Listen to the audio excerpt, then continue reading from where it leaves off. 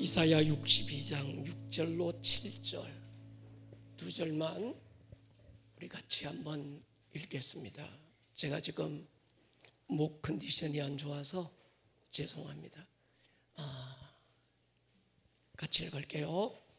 이사야 62장 6절로 7절 같이 읽겠습니다. 시작. 예루살렘이여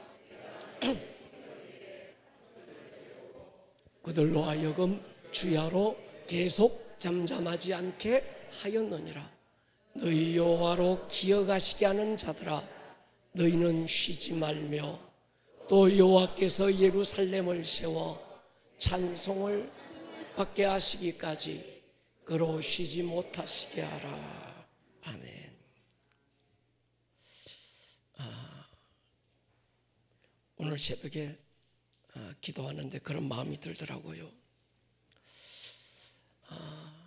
여러분, 성경에서 최초의 셧다운이 어디서 나오는지 아세요?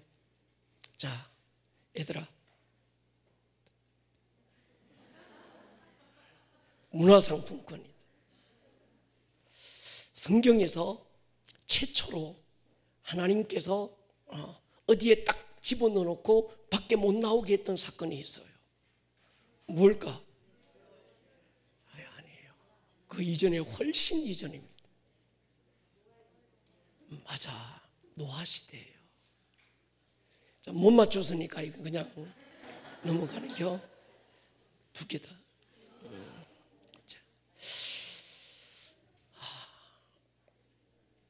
노아가 방주에 들어가서 어디 가서 검색하려고 그러지 마시고 방주에 들어가서 며칠을 있었을까? 영산이.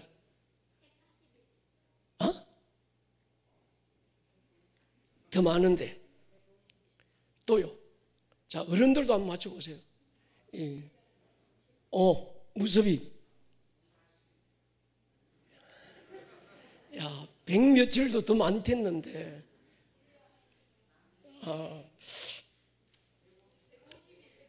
150일보다 더 많습니다.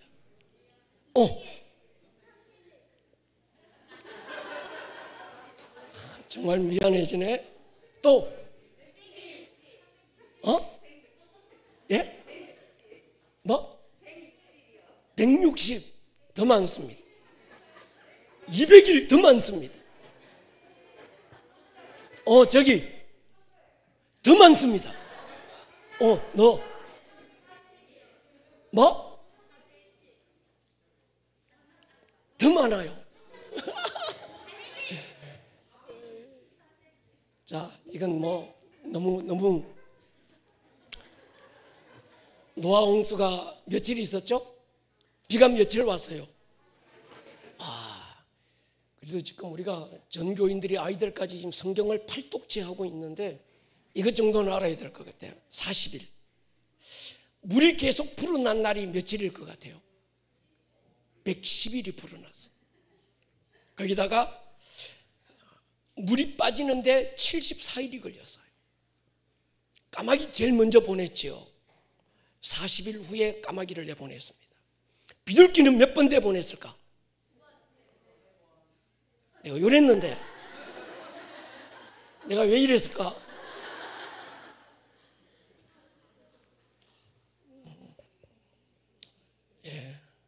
그냥 누가 371일 누가 그랬지? 371일에 거기다가 노아가 방주에 들어간 지 7일 만에 아우령신경 7일 만에 비가 오기 시작했어요. 그럼 371일에 플러스 7일하면 며칠이에요? 378일. 다음 주를 기대하자 이건. 아깝다. 특별히 주려고 내가 막 준비했는데 오늘 아침 기도하면서 그런 좀 답답한 마음이 들더라고요. 이 마스크가 하나님께 부르짖는 우리의 기도 소리를 닫아버렸고 호산나 주님의 이름을 마음껏 찬양하는 일에 이 마스크가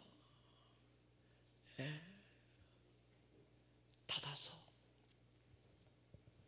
그러니까 옛날 그렇게 부르짖고 기도하던 그때가 그리운 거예요. 그래서 노아가 조금 이해가 됐습니다. 우리는 이제 겨우 석 달인데 노아는 378일을 배 안에서 있었던 거죠.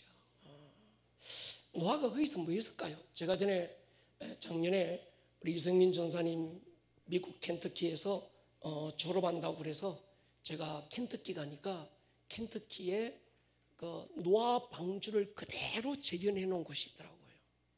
전 세계 유일하게 거기 하나인데 거기 가보고 참 많은 걸 깨달았습니다. 노아가 방주 안에서 뭐 했을까? 맨날 소똥 치웠을까? 예. 거기 안에 가보니까 노아의 8 식구가 하나님을 예배했던 예배 자리가 있더라고요. 그 답답하고 어두운 곳에서 노아의 가족들이 매 시간마다 하나님을 예배하고 하나님을 찬양하고, 자꾸 이게 볼륨이 왔다 갔다 한다. 굉장히 지금 모니터가 답답해요. 여러분, 우리가 성경을 지금 읽고 있잖아요. 발독체 읽고 있는데 그런 생각이 들었어요. 혹시 여러분들 가운데서 이게 뭐 읽어도 잘 모르겠고 맨날 읽었던 성경 또 읽고 또 읽고 묵상했던 걸 또 그거 또 읽고 또 읽고 하는데 이게 무슨 큰 의미가 있을까? 근데 여러분, 하나님은요, 하나님의 백성들에게 반복을 요구하세요. 일주일마다 한 번씩 안식일이 반복되고요, 1년에 한 번씩 안식년이 7년에 한 번씩 안식년이, 1년에 한 번씩은 유월절, 오순절, 초막절 7절기가 계속 반복되고, 그래서 그 예수님은 유월절 절기, 반복되는 그 절기 가운데 예수님이 땅에 오셨고, 오순절 반복되는 그 절기 가운데 성령님을 보내주셨고, 그러니까 여러분, 우리의 영적 성숙은 반복 속에서 이루어지는 겁니다. 그러니까 성경을 읽으실 때 때로 이해가 잘 안 가고 앞에 읽은 거 뒤에 읽을 때 뭐 읽었는지 몰라도 그냥 읽어 놓으시면, 예배도 마찬가지죠. 매일 드리는 그 예배, 매주 드리는 예배, 뭐 그 예배가 그 예배 같고 그 기도가 그 기도 같은데 또 해야 되는 이유가 뭡니까?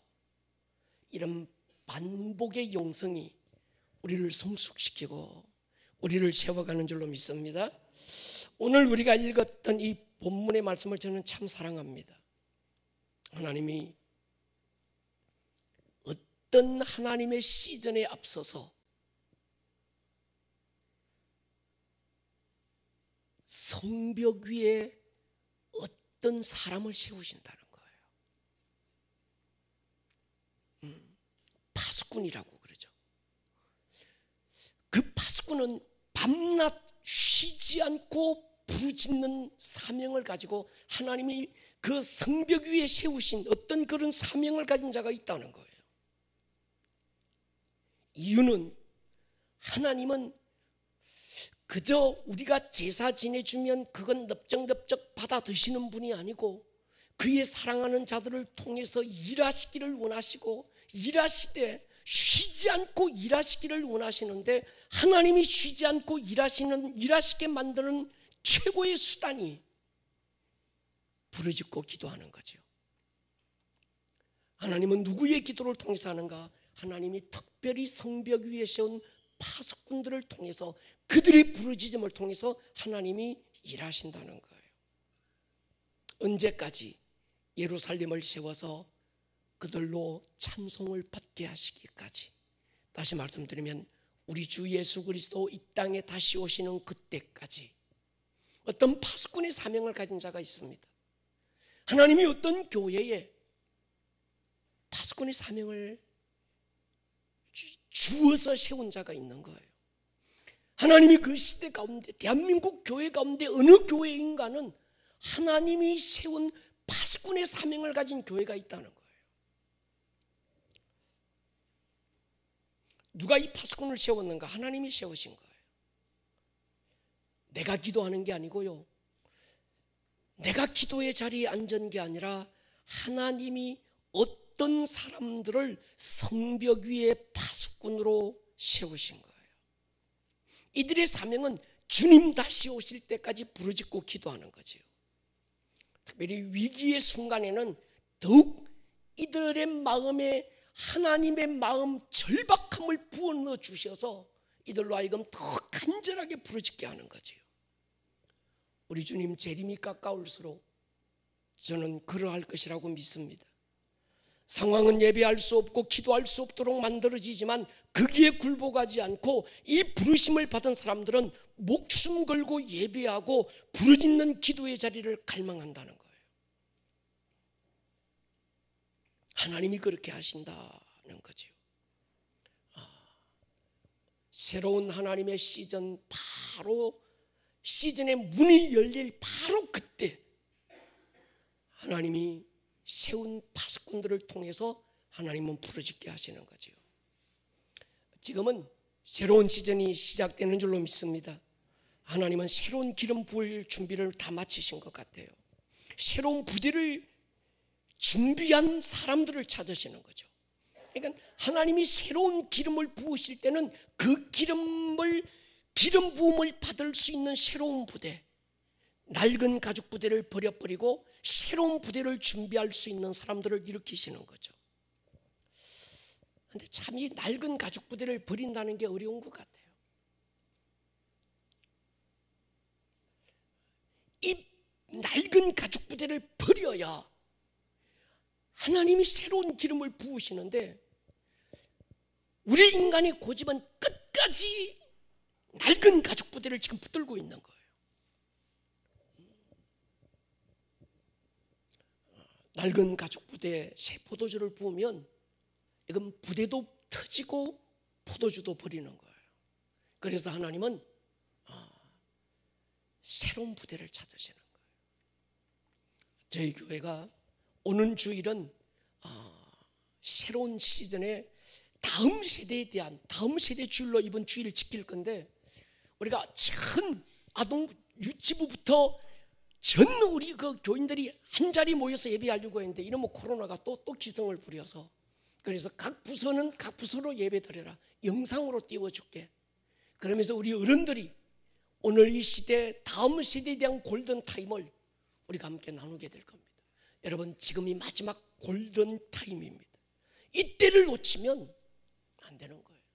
대한민국 어느 교회에 이 금요 철야 때마다 요 아이들이 목사의 설교를 받아 적는다고 열심히 받아 적고, 우리 청년들이 철야에 나와서 하나님 앞에 부르짖고 기도하고, 끝날 때 강단 앞에 나와서 쫙 부르짖고 기도하는 사람 교회가 잘 어딨냐는 거예요.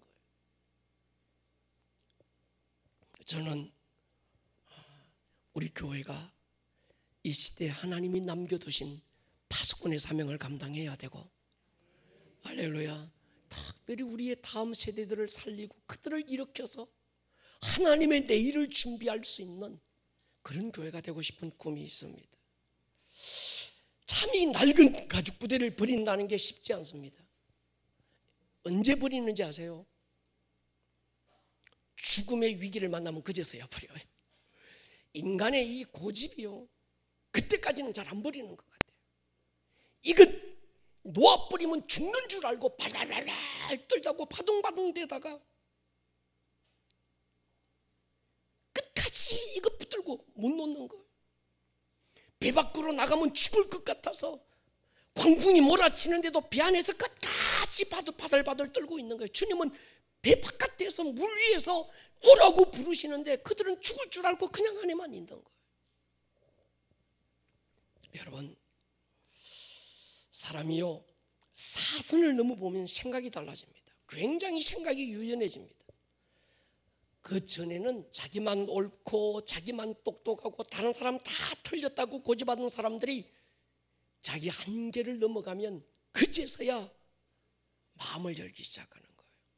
우리 출애굽기를 배우잖아요. 광야, 왜 끝없이 광야, 첫 번째 수로, 두 번째 신, 세 번째 뭐 광야를 왜 끝없이 돌리는가?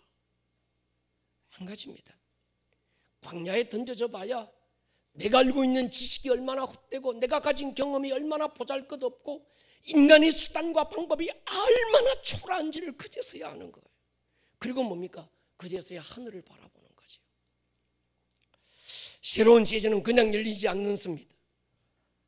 어떻게 새로운 시즌이 열립니까? 하나님이 어떤 소수의 파수꾼을 성벽 위에 세워놓고 그들이 부르짖음을 통해서 새로운 시즌의 문을 여는 줄로 믿습니다. 여러분, 이스라엘을 보십시오. 아브라함을 통해서 창세기 15장에 네 자손이 이방에 객이 돼서 40년 지내게 될 거다, 그 후에 많은 재물을 가지고 약속의 땅으로 가게 될 거다, 창세기 15장에 아브라함에게 이미 약속했습니다. 그들을 제사장 민족으로 세워서 열국을 위해서 중보할 자로 하나님이 세우겠다고 아브라함에게 약속했습니다. 정말 그 약속대로 그들이 이방의 객이 되고 애굽에 종살이하면서 400년이 훌쩍 지나가고 430년이 훌쩍 지나가고 있는데도 그들은요, 고센이라고 하는 기름진 그 땅이 그냥 좋은 거예요. 애굽 최고의 기름진 땅에서 그냥 안주하기를 원하는 겁니다. 누구도 새 시즌에 하나님이 부르시는 부르심의 자리로 나아가지 않으려고 하는 거지요. 그러잖아요. 주여, 여기가 좋습니다. 내가 받은 사명이고 부르심이고 그건 나 잘 모르겠고 그냥 이대로가 좋아요. 그냥 여기가 좋아요. 그러자 하나님께서요, 부르심을 받은 자, 특별히 하나님이 성벽 위에 파수꾼으로 세운 사람은요, 현실에 안주하도록 안 내버려 둡니다. 기도의 사명, 예배의 사명을 가진 그 사람은요, 하나님께서 틀림없이 흔드신다니까. 어디로 가라고? 성벽 위로 올라가라고. 동의하십니까? 그래서 바로 왕의 마음을 강박하게 만들어서 뭡니까? 더 괴롭히는 이유가 거기 있는 겁니다. 고통이 목적이 아니라 그 고난을 통해서 뭡니까? 하나님이 부르신 부름의 자리로 가라는 거예요. 출애굽기 2장 보십시오. 여러 해 후에 애굽 왕은 죽었고 이스라엘 자손은 고된 노동으로 말미암아 탄식하며 뭐합니까? 부르짖으니 그 고된 노동으로 말미암아 부르짖는 소리가 하나님께 상달됐다. 여러분, 하나님이 하나님의 그 전략, 하나님이 일하시는 어떤 방법은 이미 성경에 다 기록되어 있고 하나님이 다 이미 오픈되어 있는데, 성경을 통해서 하나님은 어떻게 일하시는가 살펴보면요, 하나님은 어떤 한 사람에게 하나님이 큰 사명을 주어서 기도의 자리에, 예배의 자리에 하나님께서 그를 부르셨다고 한다면 그 부르심 받은 자가 하나님의 새로운 역사를 그 눈앞에 두고 이젠 이가 하는 사명이 뭔가 하면 성벽 위로 기어 올라가서 거기서 밤낮 쉬지 않고 막 부르짖어야 되는데, 이 파수꾼이 잠들어 있는 거예요. 주님, 난 뭐 그거는 싫고요, 그냥 난 여기가 좋고요, 그냥 잠드는 게 좋고 편하고 안주하고 싶고 그런 거예요. 그러면 하나님께서요, 이걸 막 흔들어 놓는 거예요. 망하라고 흔드는 게 아니라 뭐 하라는 겁니까? 부르심의 자리로 나아가라는 거예요. 동의하십니까? 우리 예수님 십자가 위에서 죽으시고 하늘로 가잖아요. 성령을 보내시고 새로운 시즌이 선포됐는데, 그래서 하나님은 새로운 질서를 잡아가기를 원했는데, 오순절 마가의 다락방에 성령이 임하고 제자들은 놀라운 경험도 했습니다. 그런데 예루살렘을 떠나려고 안 하는 거예요. 성령이 오시면 그들이 뭡니까? 하나님의 부르심은 사마리아로 가라, 또 어디로 가라? 유대로 가라, 땅끝까지 가라. 이게 하나님 성령을 보내신 그들을 향한 하나님의 부르심인데, 그들은 그냥 여기가 좋은 거예요. 그러자 하나님께서 뭡니까? 박해를 일으키잖아요. 막 흔들어 버리잖아요. 어디로 가라고? 빌립 집사는 사마리아로 달려가고 어떤 누구는 막 이렇게 달려가는 겁니다. 그래서야 하나님의 역사가 나타나는 거죠. 우리나라도 마찬가지입니다. 일제치하 아무런 민족의 어떤 그 현실을 바라보고 절망하고 있을 때, 하나님은 우리 민족의 새로운 시즌을 열기 위해서 대통령, 잘나고 똑똑한 사람을 일으킨 게 아니라 밤낮 부르짖고 기도하는 예배자들을 하나님은 일으키신 거예요. 여러분, 오늘의 대한민국은 역대 어느 대통령이 얼마나 정치를 잘해서 부강해지고 잘 살게 된 게 아닙니다.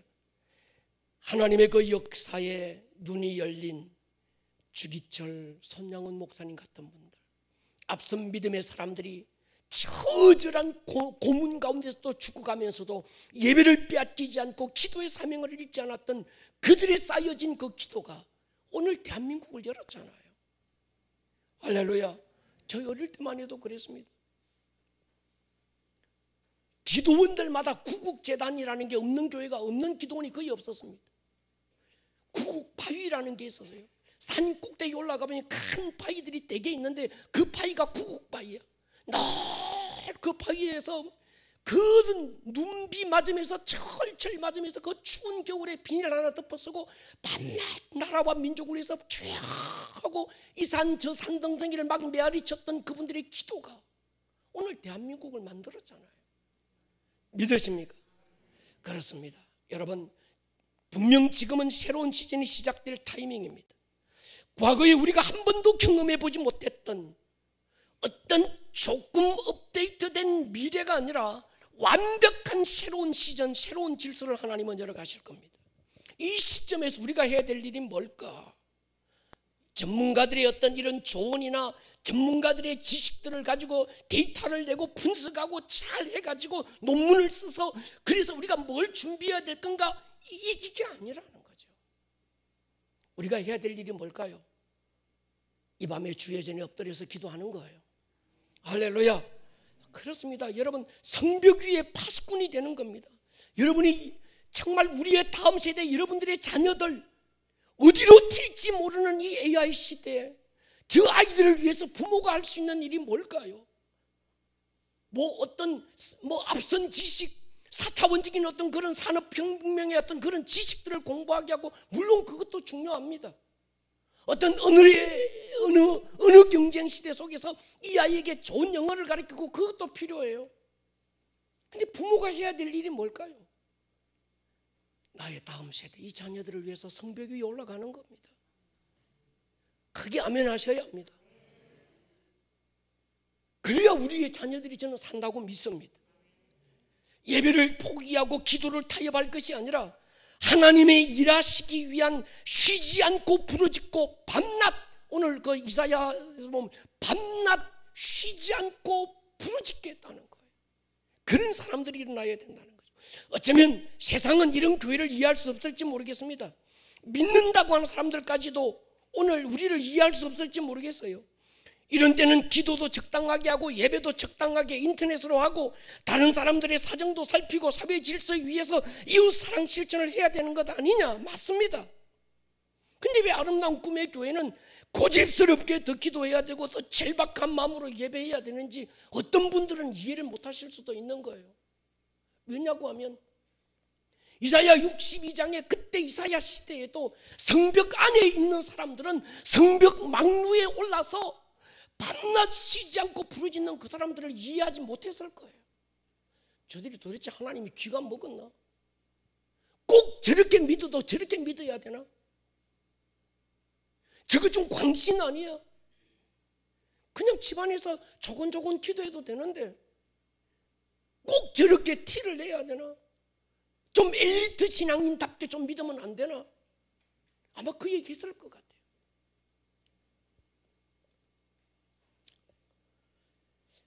여러분, 성벽 위에 파수꾼의 부르짖음이 잠잠해지면 그 순간이 심판의 순간입니다. 할렐루야. 아브라함의 기도가 멈추는 순간에 소돔과 고모라는 유황불로 심판을 받고 말았습니다. 불평과 원망으로 금송아지를 섬기던 이스라엘을 향한 하나님의 심판이 확정됐을 때 모세가 한 일은 성벽 위에 올라가서 하나님께 나가서 부르짖는 겁니다. 그때 만약에 모세가 기도하기를 멈추었다면 하나님은 모세 한 사람만 남기고 이스라엘 모든 백성들은 심판해버리고 말았을 거예요. 저는 그렇게 믿습니다. 우리가 한 생애를 살면서 얼마를 살게 될지 모르겠지만 내가 살아온 인생의 날들 가운데 나를 향한 하나님의 부르심을 찾기 위해서 하나님의 심장을 파고 들어가 밤낮 부르짖었던 흔적은 가지고 있어야 되지 않을까? 나 예수 믿다가 왔어요. 나요 모태신앙이에요. 나 교회 좀 다녔다니까요. 세례받고요. 나 다 했어요. 그런 거 말고 말이죠. 특별히 피 끓는 청년의 때 여러분에게 이런 경험은 보석 중에 보석이 될 것입니다. 특별히 청소년 시절에 하나님, 나를 향한 하나님의 부르심이 뭡니까? 우리 오아비 아이들아, 정말 하나님 나를 오아비 학교에 보냈는데 일반 공교육 학교 현장이 아니라 아름다운 꿈의 교회에서 하는 대안학교 오아비에 보냈는데 하나님, 나를 이 오아비에 심으신 이유가 도대체 뭡니까? 나의 미래에 하나님이 계획하셨던 하나님의 부르심이 도대체 뭡니까? 이것 들고 하나님 앞에 처절하도록 부르짖을 수 있는 그런 어떤 그 경험이 여러분들 청소년 시절을 정말 발전시키고 아름답게 만들어갈 줄로 저는 믿습니다. 여러분, 생존한다는 것, 사는 것하고는 다른 말이거든요. 생존을 위해서는 짐승들도 최선을 다합니다. 여러분, 지오그래픽 한번 보십시오. 작은 곤충 하나도 생존을 위해서는 얼마나 처절하게 몸부림치는지 아십니까? 하물며 코에 생기를 불어넣어서 영적 존재가 되게 하신 인간이라면 생존을 뛰어넘어 부르심으로 나아가야 되지 않겠냐는 거예요. 그 목적을 두고 우리가 6월 12일, 13일 우리가 인카운트를 하려고 하는데 이놈의 코로나가 또 인천 지역을 또 흔들어 놓았어요. 그래서 우리 교육자들하고 의논을 했습니다. 우리가 또 거기 인카운트 현장에 1박 2일로 가서 맡기면 또 우리가 또 그리낌이 있는 분들이 있을 수 있으니까 교회에서 처리할 시간에 좀 일찍 6시부터 저녁으로 김밥 말고 이게 도시락을 다 드리고, 그래서 그날 밤은 교회에서 따갑게 처리하고, 할렐루야, 부르심에 대한 정확한 어떤 이걸 두고 우리가 한번 정말 목숨 건 기도를 한번 드려보고 그 다음날 우리가 세례식 하고, 할렐루야, 이 일들 한번 해보려고 그래요. 만약에 코로나가 조금 잠잠해지면 그 현장에 가서 하면 정말 좋은데 그게 안 되면, 그렇다고 우리가 인카운터 하나님을 만나는 만남의 이 사건을 우리가 그냥 덮어버릴 수는 없고, 그때가 어차피 금요 철야 때니까 우리가 교회 와서 부르짖으면 될 것 같아요. 할렐루야. 예, 여러분 생각해 보십시오. 예수 그리스도의 피로 거듭나 성령을 받은 하나님의 자녀들이라면 뭐 먹지, 뭐 마시지, 뭐 입지, 이런 생존적인 문제 가지고 고민하고 기도하고 맨날 이것 가지고 뭐 액을 복걸하고 이러지는 말아야 되지 않겠냐는 거예요. 동의하십니까? 여러분, 그건요, 예수님도 말씀했어요. 예수 그리스도의 피의 은혜를 입지 못했던 이방인들이 그런 거 구한다는 거예요. 성령 받은 사람은, 정말 은혜 받은 사람은 생존을 넘어서 부르심을 향해서 기도하고 고민하고 살아야 된다는 말씀이거든요. 2020년은 제게는 아주 특별한 해입니다. 새로운 시즌을 교회가 선포하면서 갑자기 담임 목사가 광야로 몰려 나왔습니다. 암 수술을 받고 죽음의 공포를 견뎌야 했습니다. 1월 초에 코로나로 인해서 이전에 없었던 영적인 혼란을 겪었습니다. 그러면서 하나님이 저를 어디로 몰고 가시는가 하면 성벽 위로 저를 몰고 가시는 거예요.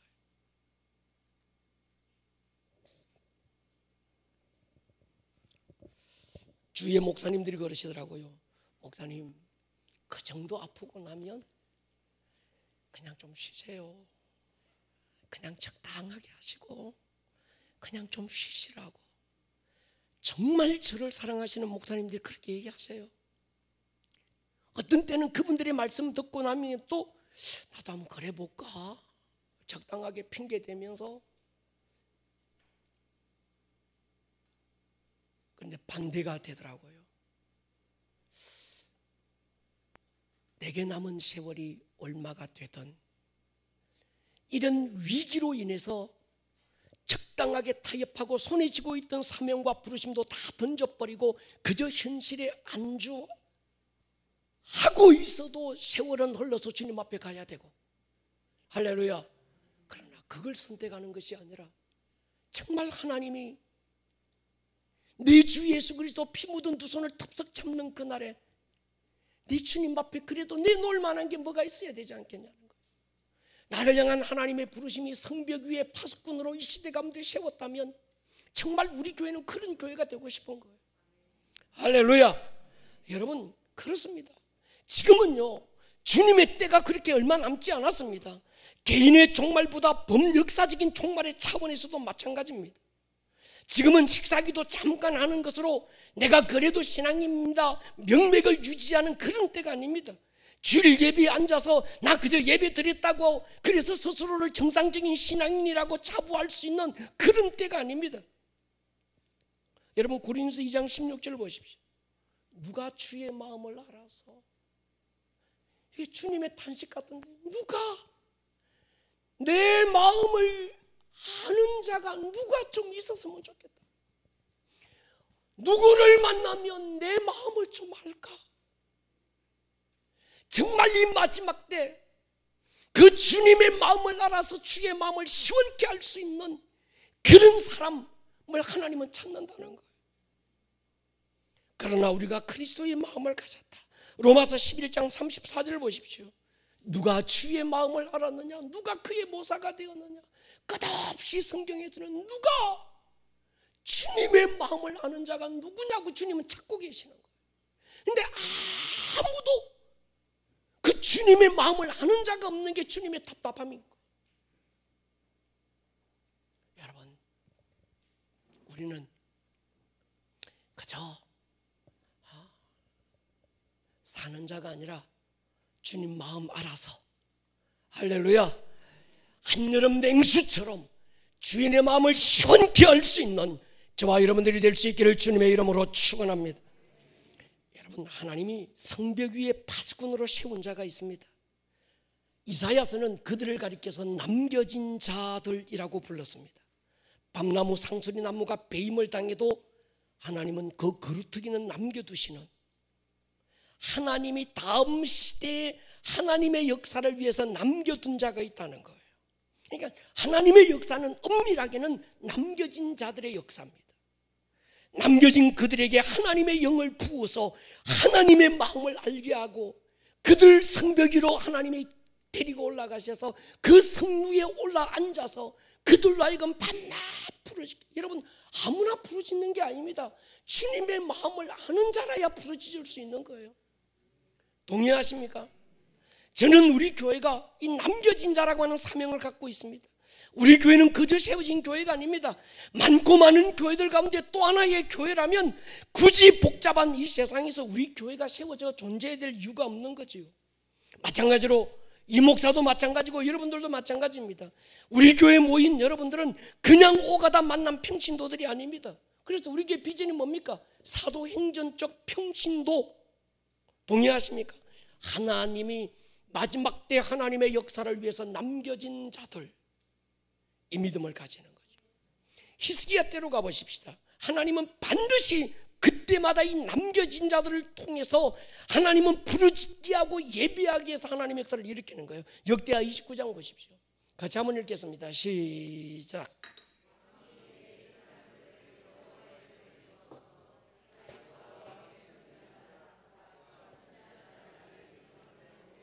재금과 비파와 수금을 잡게 하니 이는 여호와께서 그의 선지자들로,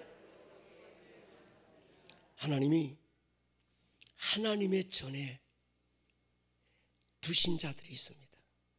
그들은 재금과 비파와 수금을 잡고 하루 왼종일 하나님을 예배하는 예배자들을 하나님은 그 시대에 남겨두신 거예요. 국가적인 부흥의 때 히스기야라는 왕을 통해서 하나님은 노래하는 자들, 기도하는 자들, 그들로 하여금 하나님을 예배하게 만든 거지요. 전략을 위한 전문 참모들을 두지 않았습니다. 군대를 모으지도 않았고 전법을 연구하지도 않았습니다. 경제 전문가들 불러서 도움을 요청하지도 않았습니다. 히스기야는 파수꾼들을 세우는 거예요. 성루에 올라서 밤낮 부르짖고 기도할 기도의 사람, 예배자들을 세우는 거죠. 역대상 9장 보십시오. 또 찬송하는 자가 있으니 곧 레위 우두머리라. 그들은 골방에 거주하면서 뭐로? 주야로 자기 직분에 전념함으로 다른 일은 하지 않았다. 주야로 자기 직분에 전념했다. 그 직분이 뭡니까? 찬송하는 자라는 거예요. 예배하는 자라는 거예요. 하나님의 지성소 안으로 들어가서 하나님의 마음을 다운로드 받아서 끝없이 중부하고 부르짖고 하나님으로 쉬지 못하시게 했던 사람들이 있었다는 거예요. 하나님의 마음을 받아서 그 마음을 왕과 백성들에게 풀어놓을 수 있는 성벽 위에 세워진 자들을 남겨뒀다는 거죠. 여러분, 다윗이 왕이 됐을 때 한 일이 뭡니까? 4,000명의 중보자들을 모으잖아요. 10,000명의 예배자들을 따로 세우지 않습니까? 24시간 오직 예배하고 왕과 나라를 위해 중보하는 사명을 가진 자들, 다윗 시대 때 10,000명이 있었대요. 솔로몬 때도 마찬가지입니다. 역대하 8장 보십시오. 같이 읽겠습니다. 시작. 솔로몬이 또 그의 아버지 다윗의 규례를 따라 제사장들의 반열을 정하여 섬기게 하고 레위 사람들에게도 그 직분을 맡겨 매일의 일과대로 찬송하며 제사장들 앞에서 수종들게 하며 또 문제기들에게 그 반열을 따라 강문을 지키게 하였으니 이는 하나님의 사람 다윗이 전에 이렇게 명령하여. 여러분, 솔로몬이 그 많은 부귀영화 누리고 그건 하나의 열매였습니다. 솔로몬 지가 똑똑하고 솔로몬 지가 잘나서 그런 부귀영화 누린 게 아닙니다. 솔로몬도 그 아버지 다윗의 명령을 따라서 솔로몬이 왕이 되면서 한 일이 뭔가 하면 제일 먼저 레위인들을 세워서 이들로 하여금 다른 아무 직업도 갖지 못하게 만들고 24시간 하나님 앞에 부르짖고 기도하고 예배하는 자들로 세웠다는 거예요.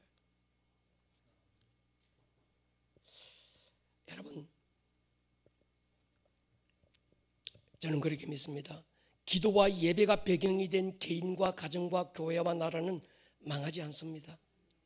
3대를 넘어가는 장로님들의 가문을 우습게 보면 안 됩니다. 여러분, 목회자의 가문을 우습게 보면 안 됩니다. 그들에게는 무엇과도 비교할 수 없는 쌓여진 예배가 있는 사람들이에요. 여러분, 부모가 자식들에게 물려줄 수 있는 게 돈과 부동산 이거 아닙니다.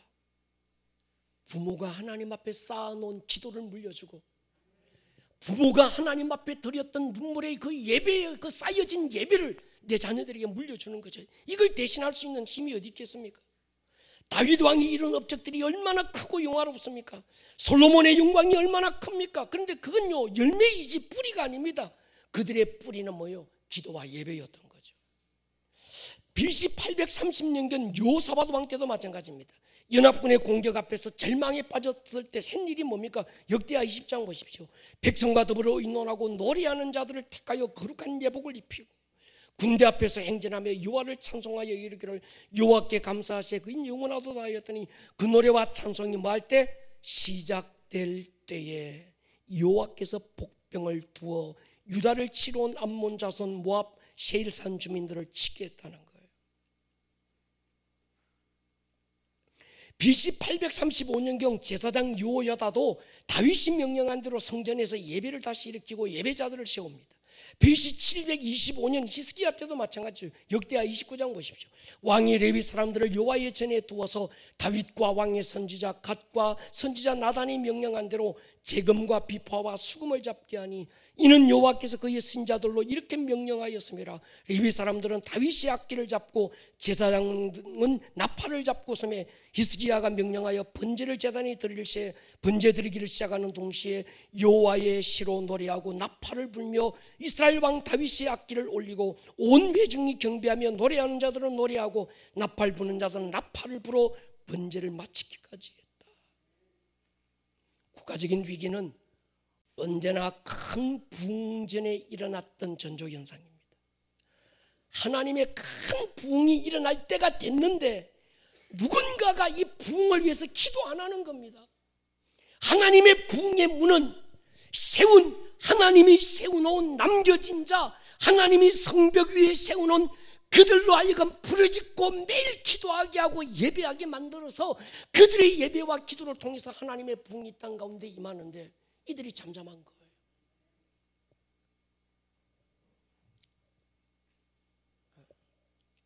역대상 9장 보십시오. 또 찬송하는 자가 있으니 레위 우두머리라. 그들은 뭐하며 골방에 거주하면서 주야로 자기 직분에 전념했다. 찬송하는 자들이죠. BC 625년 요시야 왕 때 보십시오. 역대하 35장 같이 읽을게요. 시작. 아삽의 자손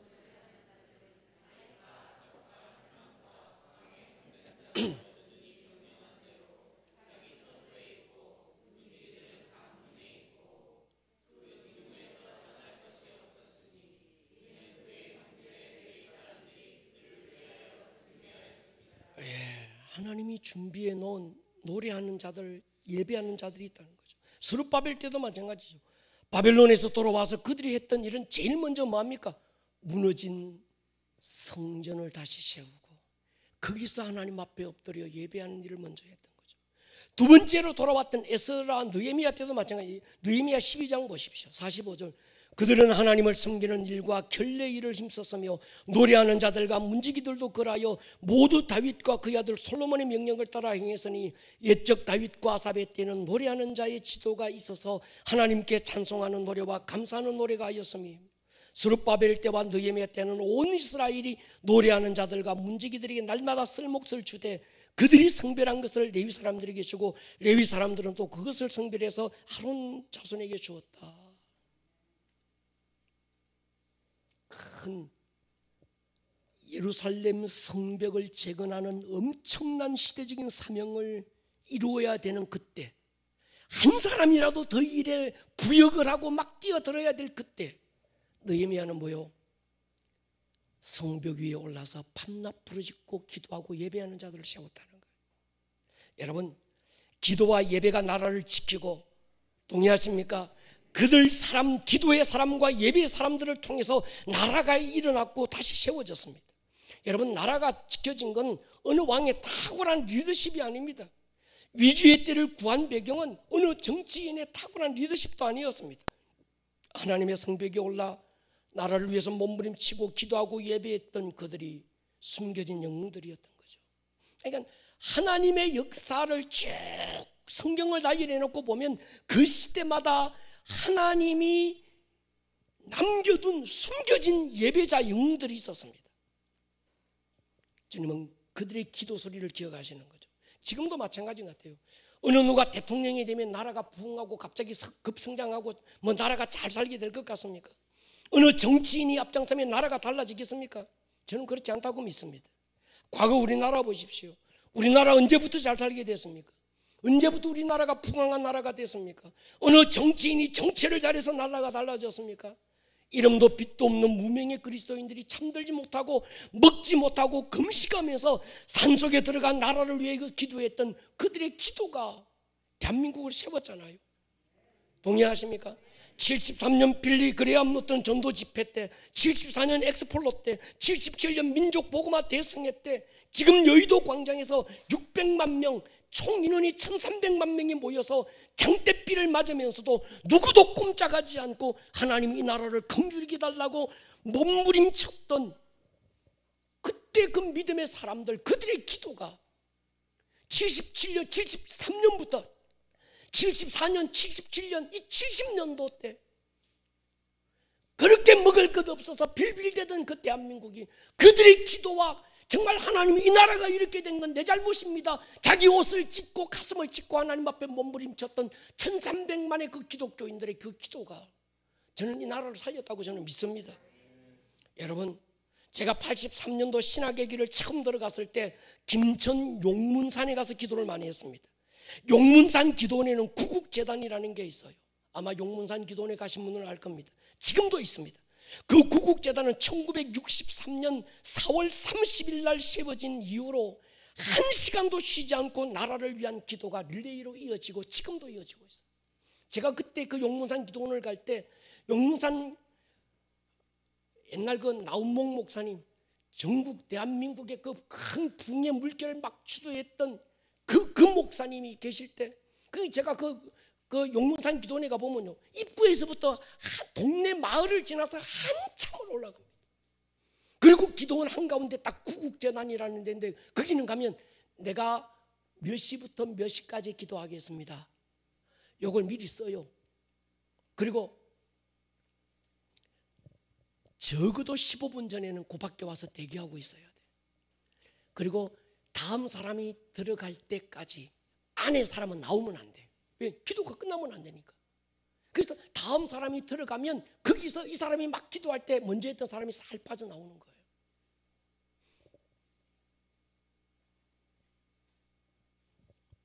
그 구국재단 안에서 1963년도부터 나라와 민족을 위해서 그 용문산 기도원의 사람들 그 빵모자 같은 거 하나 덮어 쓰고 있거든요. 정말 그들이 하나님 앞에 엎드려 기도했던 그들의 기도가 저는 이 나라를 살렸다고 믿습니다. 작금의 코로나 사태가 터지면서 한국 교회는 최대한의 방역과 질서를 따라서 함께 왔습니다. 그러나 그렇다고 예배를 포기할 수는 없었습니다. 기도를 포기할 수도 없었습니다. 왜냐고 하면 민족의 고난을 해결할 수 있는 해법은 기도하는 사람들이고, 저는 예배자들이라고 믿는 목사입니다. 예배가 마지막 희망이라고 믿는 목사입니다. 그래서 우리 더 뜨겁게 기도하고 더 깊은 예배 드려보십시다. 예배에 한번 목숨 걸어보십시다. 이유는 그 예배가 나라를 살리고요, 동의하십니까? 그 기도가 나라를 바꾼다고 저는 믿고 있기 때문입니다. 물론 우리가 방역할 건 철저히 해야지요. 우리가 조심할 건 철저히 해야지요. 그러나 그것이 바꾸는 게 아닙니다. 작년 연말 이스라엘을 방문했을 때 제가 몇 번을 말씀드립니다. 하나님께서 강하게 감동했던 곳이 바로 기도원과 함께 남겨진 300용사, 바로 그 시냇가에 제가 보셨을 때예요. 그 시냇가에 있었는데 하나님께서 제 안에, 이 목사 내가 이 300용사 왜 남겼는지 아니? 그저 미디안 13만 명하고 싸우라고 하나님 남겨둔 거 아닙니까? 아니라고 그러시더라고요. 예배자로 남겼다는 거예요.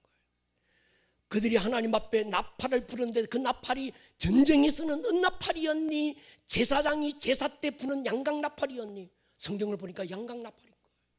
아, 하나님께서 이들을 예배자로 세우셨구나. 이들의 예배를 통해서 그들이 하나님 앞에 예배할 때 미디안은 지들끼리 싸우다가 그냥 끝난 거예요. 여러분, 지난주에 말씀드렸듯이 활주로 그냥 빙빙 돌아다니라고 하고는 아무런 역사가 안 일어납니다. 하나는요 진심인데요, 제가 처음에 말씀드렸듯이 진심 갖고 안 되는 겁니다. 지난주에 말씀드렸잖아요. 10km, 20km 속도로 활주로 아무리 돌아다녀봐도 비행기는 날 수 없습니다. 300km 이상, 320km 속도로 주님께 막 달릴 때 양력이 생겨서 하늘을 날게 되는 줄로 믿습니다. 그 하나님이 세워놓은 망루 위에 세워놓은 그 남겨진 자들, 하나님이 세워놓은 어떤 이 성벽 위의 파수꾼들, 그들이 할 일이 뭔가 하면 그냥 주여 왔는데요 어쩌다가 뭐 이런 자들이 아니라는 거예요. 밤낮 쉬지 않고 부르짖는 자들이라는 거예요. 제가 훈련소에 있을 때 수류탄 투하 훈련을 한번 해봤어요. 그 전에 이 모의 수류탄 가지고 막 던지는 훈련도 많이 했는데, 이젠 실전에 가서 이 수류탄을 집어던질 때는 여러분 안전핀을 뽑고 던져야 이게. 근데 저수지에 던졌는데, 야, 저수지 물이요 밑에서 팍 솟아오는데 대단하더라고요. 수류탄 하나에. 근데 우리는 이 안전핀을 안 뽑는 거예요. 이놈의 안전핀만 뽑으면 내가 죽는 것 같은 거예요. 아닙니다. 정말 하나님 앞에서 안전핀 뽑고 그럴 때 폭발하는 능력이 될 줄로 믿습니다. 힘들더라도 대기권을 뚫고 수직 비행을 날아올라 가야 되는 겁니다. 그래야 대기권 안에 빙빙 돌아다니면 새때 공격받고 난교류에 날마다 엎어지고 뒤집어지고 시험 들고 하는 거예요. 기도와 금식으로 성령의 권능 받은 사람은 위기를 만나면 정면 돌파하는 줄로 믿습니다. 자기 수단 방법으로 일어선 사람은 위기를 만나면 이 길이 아닌가 봐 돌아가든지 다른 방법을 찾는 겁니다. 누가 상처 주는 말 한마디 하면 삐지고 말이죠. 자기 스스로 자기 상처로 만지면서 스스로 위로하고 고아의 영에 생포돼서 스스로가 스스로를 내가 옛날에 이런 상처 받았는데 말이야, 누구도 나를 위로해 줄 리 없고 누가 나를 좀 위로해 줄 사람을 내가 찾았으면 좋겠고 맨날 그따구 식으로 노는 거예요. 그럴 시간이 어디 있어요? 여러분, 하나님 앞에 내어드린 상처는 상처가 에너지가 될 줄로 믿습니다. 상처도 사명이 되는 겁니다. 기도와 금식으로 하나님의 뜻을 찾은 사람은 고난이 오면 올수록 하나님 의지하고 힘들면 힘들수록 뭡니까? 하나님 앞에 엎어져서 하나님을 살려달라고, 하나님만 나의 마지막이라고 몸부림치게 되는 거예요. 상처 없는 사람이 어디 있습니까? 다니엘 보십시오, 요셉 보십시오, 느헤미야 보십시오, 바울 보십시오. 그들의 공통점은 상처 안 받은 사람들이 아닙니다. 그들에게 항상 어떤 좋은 꽃길만 주어진 사람들도 아닙니다. 누구보다도 어렵고 힘들었습니다. 받은 상처 말도 못해요. 근데 부르심이 분명하니까 상처가 긍정의 에너지가 되더만요. 특히 우리 청년들이요, 잘 들으십시오. 여러분들 상처받을 수 있어요. 대개 상처는요, 청소년 시절의 상처는 죄송합니다, 아버지한테 받은 상처가 훨씬 큽니다. 대개가 그래요. 제가 우리 청년들, 청소년들하고 상담해 보면 대개가 이 아이들에게 남겨진 상처가 그 아버지한테 받은 상처. 저도 마찬가지고. 그렇다고 그 상처에 주저앉으면 안 되는 거예요. 할렐루야. 상처가 긍정의 에너지가 되게 해라. 할렐루야. 상처가 사명이 되게 하는 사람, 그 사람이 하나님의 사람인 거죠. 바울 보십시오. 뭐라고 그럽니까? 주 예수께 받은 사명 곧 은혜의 복음 증거하는 일을 마치려 하면은 내 생명도 난 조금 더 아깝게 안 여긴다. 왜? 부르심이 너무 분명한 거예요. 우리 애들한테 얘들아 공부 열심히 해라, 여러분 그거 큰 의미 없습니다. 이 아이를 향한 하나님의 부르심이 뭔지를 정확하게 알게 해주면 하지 마라 그래도 공부하는 거예요. 동의하십니까? 여러분 신약시대 때도 마찬가지입니다. AB 380년경 알렉산더 유브라데강 근처에 수도원이 생기고 24시간 기도운동이 시작됐습니다. 언제까지 지속되는가? 300년간 5세기 말까지 지속됐습니다. 역사서는 이들을 보고 잠들지 않는 자들이라고 이름했습니다. 여러분 역사를 수평적으로 나열해 보면 이런 강력한 기도운동 뒤에는 반드시 붕이 따라오더만요. 선교가 들불처럼 일어났습니다. 기도하고 불받은 사람들이 된장찌개 끓여 먹고 어디 쇼핑 가고 어디 놀러 다니고 그러지 않았겠냐는 거예요. 누가 저들에게 나의 마음을 전할고 누가 주의 마음을 알아서 누가 주의 마음을 알겠느냐? 주님의 마음을 아는 그 사람은요, 상황을 탓하지 않습니다. 시간을 탓하는 거예요. 하나님 시간이 너무 없습니다. 근데 그게 없는 사람은 맨날 상황 탓하는 거예요. 내가 이 상처 받아서 옛날에 어떻고 저떻고, 내가 오늘 주어진 상황이 이래서 힘들고 코로나 때문에 저래서 어렵고 나라가 더 힘들어지고 맨날 그거 탓하는 거예요. 근데 부르심이 분명한 사람은요, 상황을 불평하고 원망하지 않습니다. 하나님 앞에 뭘 붙듭니까? 하나님 시간이 부족합니다. 하나님 내 젊음의 한때를 하나님 앞에 온전히 들여서 쓰임받고 싶은데 하나님 이 젊음을 주님 손에 올려드리니 주님이 사용해 주십시오. 막 내 젊음의 한 순간도 아까워서 하나님 앞에 온전히 드리고 싶은 그런 마음이 일어나지 않겠냐는 거예요. 동의하십니까? AD 433년 AD 558년에도 아일랜드 콤갈이라는 사람이 기도운동을 일으킵니다. 3,000명의 중보자들이 일어나서 300년간 대를 이어서 기도의 불길이 타올랐어요. 여러분 제가 작년에 이스라엘 갔을 때 아마 저와 함께 그 전에 이스라엘 갔던 분들은 알 거예요. 여러분 그 갈릴리 호수에 쭉 보면 거기 독일인들이 세웠던 그 필그림 하우스 있지요. 예, 저랑 같이 갔던 분들은 그 다음에 제가 갔을 때 그 선교사님이 소개해 주어서 제가 갔던 곳이 어딘 거 독일인인데 기도의 집을 해요. 이 사람들은요, 이 지금 있는 기도의 집을 운영하는 분은 독일인 목사님이고 그 아버지가 목사님이고 아버지가 목사님이셨어요. 근데 할아버지 때부터 이스라엘 거기 와서 그 갈릴리 강변에 작은 기도의 집 하나 지어놓고 할아버지가 거기서 기도하고 아버지가 할아버지 돌아가시고 아버지가 또 막 기도하시고 돌아가시고 그 아들이 3대째 와서 기도하는데 내가 깜짝 놀란 게 있어요. 뭘 위해서 그렇게 기도합니까? 그러니까 두 가지를 기도하더만요. 이스라엘과 북한을 두고 기도하더라. 내가 물었어요. 당신 대한민국에 한번 와봤냐? 한 번도 안 와봤대. 근데 왜 여기서 기도하냐? 자기도 모르겠다는 거예요. 내 아버지의 아버지 때로부터 내 가문의 대를 이어서 내려오는 하나님의 부르심이 이거라는 거예요. 그러니까 오직 그거 하나의 몸부림을 치고 24시간 예배하고 기도하는 기도의 집을 그들이 운영하고 있단 말이에요.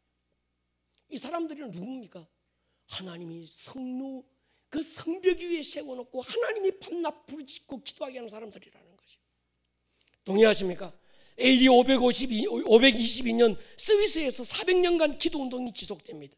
AD 1000년경에도 마찬가지죠. 총 1727년 독일의 진젤도르프라고 하는 백작이 자기 집에 자기 성에 들어왔던 24명의 젊은 예배자들을 보호해주고 그들 300명이 모여지면서 그들을 통해서 예배가 기도운동이 벌어졌는데 이들이 모라비안 교도라고 얘기하는 겁니다. 나중에 지난번 제가 그 독일 체코를 갔을 때 체코에서 유럽 선교의 처음 그 시작을 쯤을 찍었던 얀 후스가 바로 그 모라비안 교도들의 후손인 거죠. 여러분, 저는 그렇게 믿습니다. 이제 우리 교회는 철야 때마다 하나님의 부르심이라는 주제를 가지고 우리가 은혜를 나누고 있습니다. 점점 우리를 향한 하나님의 부르심이 명확해지고 그 길로 지금 방향이 좁혀져 가고 있습니다. 동의하십니까? 우리가 한 가지 오늘 이 밤에 좀 깨달았으면 좋겠습니다. 하나님, 내가 누굽니까? 어쩌다가 예수 믿고 구원받아 하나님의 자녀가 된 거 아니고 그리스도 예수의 보혈로 거듭나서 그 피로 값주고 사서 하나님의 자녀 삼고 성령을 보내주셔서 대한민국 땅 아름다운 꿈의 교회 하나님께서 나를 이 땅에 심으신 이유가 있지 않겠냐는 거예요. 여러분, 어디서나 하나님께 찾아볼 수 있는 그런 평신도 말고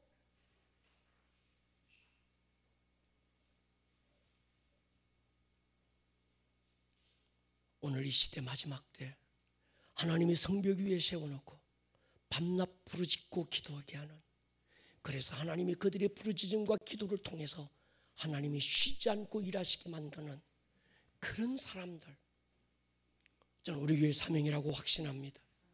여러분, 우리가 잠잠하면 안 됩니다. 우리 아이들이 이 밤에 보십시오. 이 아이들이 이 밤에 여기서 잠들지 않고 여기 나와서 기도하고 예배하는 이유가 뭐냐는 거예요. 어렸을 때부터 하나님께서 저들을 예배자로 세우고 기도하는 자로 세우고, 동의하십니까? 성벽 위에 저들을 세워놓고 하나님이 하나님의 역사를 이루게 하시지 않겠냐는 거예요. 그럼 우리 어른들은 뭐 해야 될까요? 아니, 난 그저 나 교회 다녀서요. 여러분, 그런 사람 말고 그런 사람들은 다른 교회 가도 괜찮습니다. 정말 아름다운 꿈의 교회 성도라면 하나님께서 우리 교회를 향한 하나님의 분명한 사명과 부르심을 우리가 분명히 알고 있다면 우리는 그냥 있을 수 없는 거죠.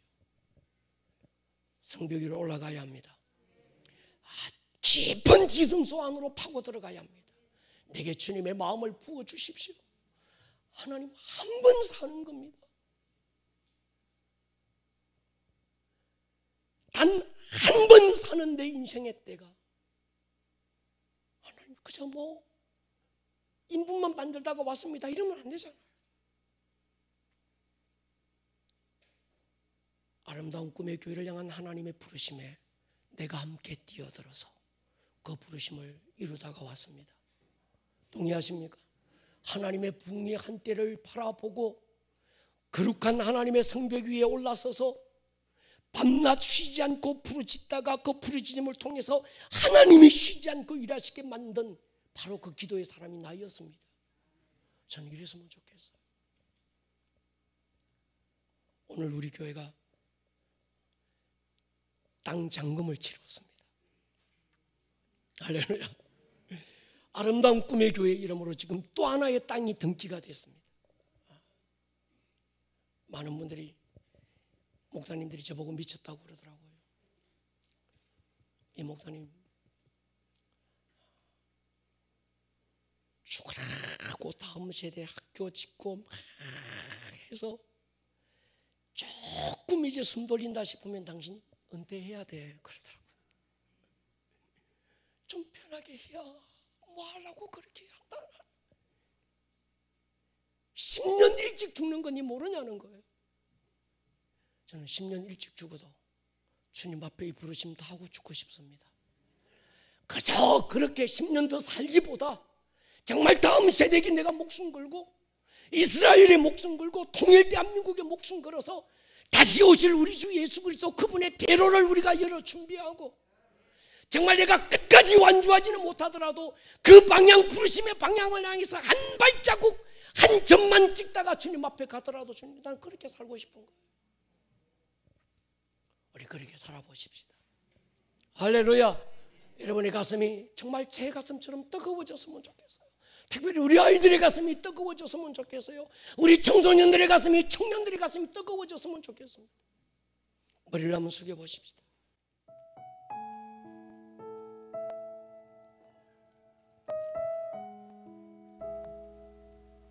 여러분, 하나님은요, 잘나고 똑똑한 사람 안 찾습니다. 하나님 앞에 두 손 들고 주여 나는 연약하고 주여 나는 부족하고 주님 할 수 있는 게 아무것도 없습니다. 그저 주님 나를 써주십시오. 주님의 기쁘신 뜻을 따라 그저 나 사용해 주십시오. 주님은 그 사람들을 성벽 위로 데리고 올라가셔서 그들로 하여금 밤낮 부르짖게 하시는 거예요. 이제 여러분, 코로나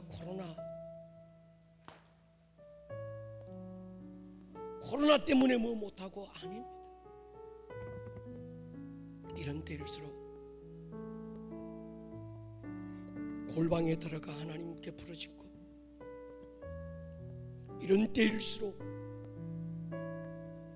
하나님을 예배하는 그 예배자들이 일어나야 되는 거예요.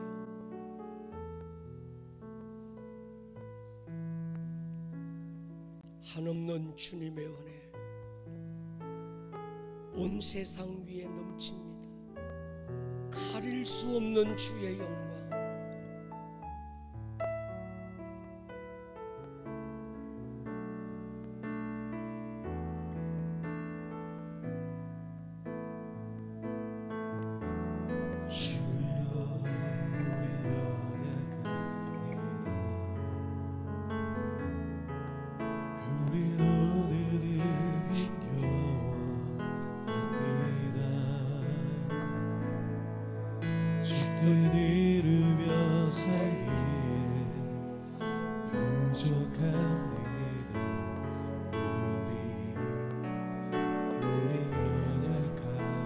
주여 우린 넘어집니다.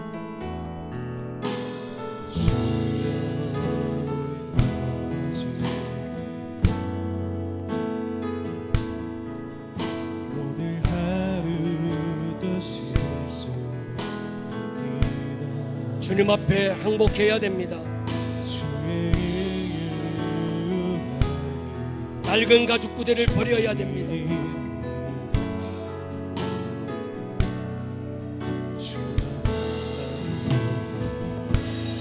두 손 번쩍 들고 한번 선포합니다. 없는 주님의 은혜 온 세상 위에 넘칩니다. 가릴 수 없는 주 영광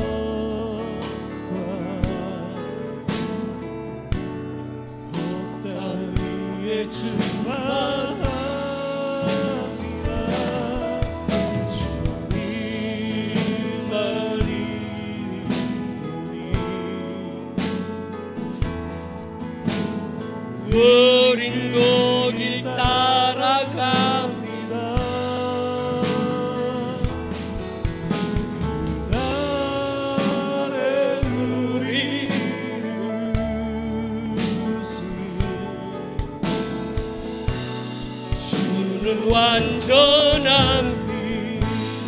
한없는 주님의 은혜, 한없는 주님의 은혜 온 세상 위에 넘칩니다.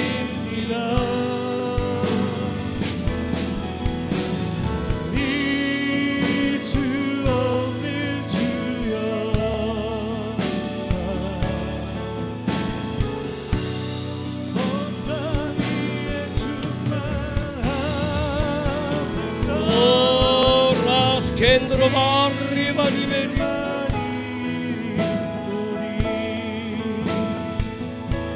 오라 야라바바 리스리 마리베라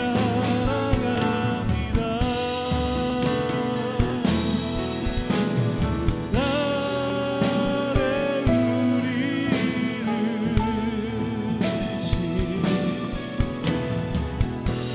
주는 완전합니다.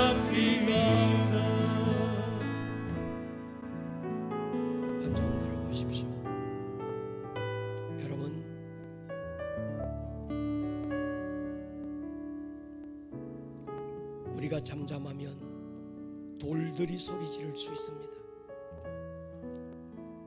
성벽 위에 파수꾼이지 잠잠하면 하나님은 그 성 안에 모든 사람들의 핏값을 파수꾼에게서 찾는다고 그랬습니다.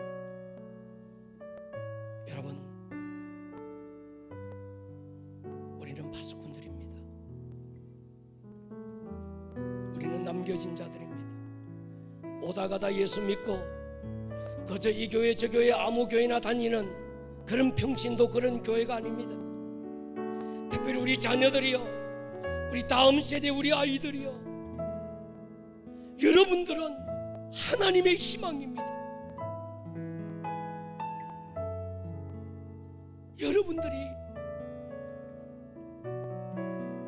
여러분들의 인생의 가장 중요한 이 황금길을 하나님 앞에 드려 살지 못하면 안 됩니다. 우리 이 시간 한번 기도할 거예요.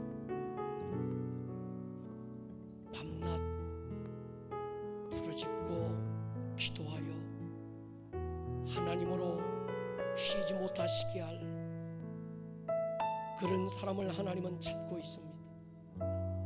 무너진 성벽을 가로막고 서서 하나님으로 멸하지 못하게 할 바로 그 한 사람 파수꾼을 찾는 거예요. Here I am. 주여, 내가 여기 있습니다. 주는 우리 교회가 여기 있습니다. 주여, 우리 아이들이 여기 있습니다. 우리를 사용해 주십시오. 우리의 가슴을 뜨겁게 해 주십시오. 야곱이 그 하나님을 만났던 베델의 그 흔적이 주여 이 밤 우리 안에 만들어지게 해주십시오. 나의 눈을 열고 귀를 열어서 나를 향한 하나님의 부르심의 소망이 무엇인지 주여 이 밤에 깨닫게 해주십시오. 향방 없이 달리는 자가 아니라 부르심을 향해서 달려가기 원합니다. 주의 능한 발로 나를 붙들어 주십시오. 이 시간 한번 여러분, 하나님은 여러분의 전심을 원합니다. 주여 나를 사용하여 주십시오. 주여 한번 부르고 통성으로 한번 기도하기 원합니다. 주여